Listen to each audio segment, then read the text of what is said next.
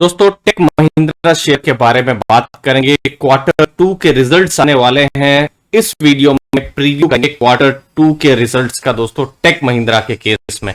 सबसे पहले हम इंपॉर्टेंट डेट आपको बता दें, 25 अक्टूबर आपको ध्यान में रखना है जब क्वार्टर टू के टेक महिंद्रा के रिजल्ट आने वाले हैं। और हां, इस बार इंटरिम डिविडेंड भी टेक महिंद्रा घोषित करने वाली है। अब दोस्तों यहां पर जब हम डिविडेंड की बात कर रहे हैं तो पिछले साल मतलब इसी समय में Q2 के समय में एक स्पेशल डिविडेंड टेक महिंद्रा ने दिया था, वो 15 रुपए का डिविडेंड था। लेकिन मैं पिछले 5-6 साल के डेटा में मैं गया, लेकिन कंपनी ऐसा जो इंटरिम डिविडेंड है ये सितंबर के बाद का, जो क्वार्टर टू के बाद का, ऐसा उन्होंने दिया ही नहीं है।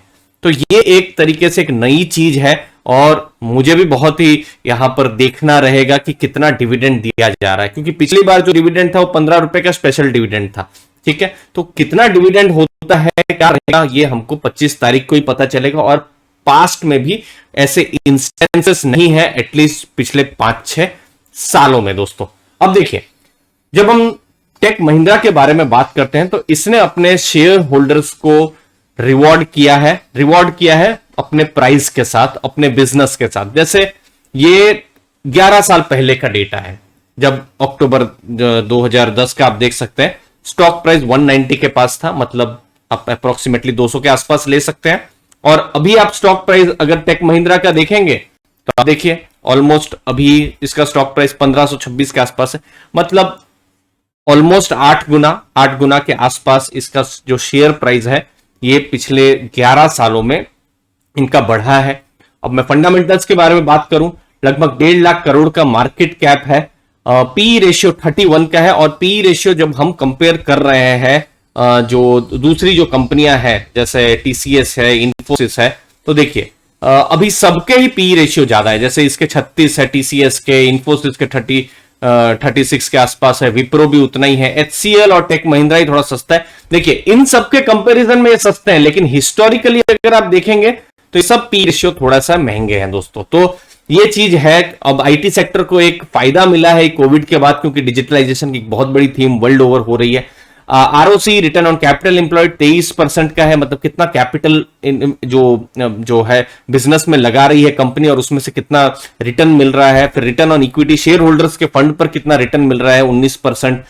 डेट टू इक्विटी 0.12, ये एक कंफर्ट लेवल पे है। दोस्तों ये सब जितने भी टर्म्स हैं, पी रेशियो, ROC, ROE या फिर EPS, सेल्स ग्रोथ, ये सब किसी भी आप बिजनेस को समझे तो उनके लिए बहुत ज्यादा जरूरी होता है ये सब समझना। तो आपका मैं स्वागत करूंगा 22 तारीख को शुक्रवार के दिन, जहां मैं 45 मिनट्स का एक लाइव सेशन ग्राफी पर लेने वाला हूं इन्हीं सब कॉन्सेप्ट्स को लेकर। मुझे उम्मीद है आपको वैल्यू मिलेगी और बिल्कुल फ्री सेशन है। यहां पर हम लोग लाइव इंटरेक्शन करेंगे, लाइव में डिस्कशन भी करेंगे दोस्तों, तो नोट करके रखिएगा, लिंक मैंने डिस्क्रिप्शन में दी हुई है। टेक महिंद्रा की जब हम बात करते हैं, अब ये मैं US मिलियन डॉलर्स में मैं बात करूंगा। इसका रेवेन्यू अगर आप देखेंगे पिछले 5 सालों में रेवेन्यू पॉजिटिव ट्रेजेक्टरी में ही आया है। अब जब हम प्रॉफिट्स की बात करते हैं तो 2019 से 20 में प्रॉफिट्स थोड़े से कम हुए थे, ठीक है, लेकिन फिर पिछले साल प्रॉफिट्स इनके इंक्रीज हुए हैं, फ्री कैश फ्लो भी इंक्रीज हुआ है 2020-21 में, तो ये एक पॉजिटिव चीज है। क्वार्टर 1 में भी अगर हम देखें तो 183 मिलियन डॉलर्स का इनका प्रॉफिट्स रहे हैं, तो ये एक अच्छा खासा प्रॉफिट्स इनका है। अभी हमको देखना पड़ेगा कि जितना एक्सपेक्ट किया जा रहा है क्या उससे अच्छे प्रॉफिट होते हैं या उससे खराब प्रॉफिट होते हैं। अब जब हम 5G की बात करते हैं, टेलीकम्युनिकेशन की बात करते हैं, तो फिर जो नाम आता है वो टेक महिंद्रा का आता है, क्योंकि 40% बिजनेस जो है वो कम्युनिकेशन वर्टिकल्स से आता है। अभी वही चीज आप देखेंगे, क्योंकि मैं कुछ दिनों पहले HCL है, इन्फोसिस है, इन सब का मैं जब रिसर्च कर रहा था तो उन लोगों का मैक्सिमम मैंने देखा था BFSI की तरफ ज्यादा झुकाव थोड़ा ज्यादा था। तो लेकिन यहां पर टेक महिंद्रा के केस में थोड़ा सा उल्टा है, वो टेलीकम्युनिकेशन और मैन्युफैक्चरिंग में ज्यादा है। बाकी लोग BFSI में मैंने देखा था उन लोगों का ज्यादा था, फिर कम्युनिकेशन मैन्युफैक्चरिंग थोड़ा कम पार्ट रहता था। मैक्सिमम बिजनेस भारत से बाहर ही है। US से आप देख सकते हैं 47.5% और यूरोप से 26%, मतलब ऑलमोस्ट 75% इंडिया से बाहर में है। तो क्या ट्रेंड्स रहते हैं, क्या बिजनेस है, किस हिसाब से क्वार्टर 2 में रिजल्ट आए हैं, क्या डिविडेंड देती है, ये सब इंटरेस्टिंग चीजें रहेंगी दोस्तों। इंतजार करेंगे, चैनल को सब्सक्राइब करके रखिए दोस्तों, ताकि आपके पास लेटेस्ट में इंफॉर्मेशन आती रहे। आपके कीमती समय के लिए बहुत बहुत धन्यवाद। Thank you.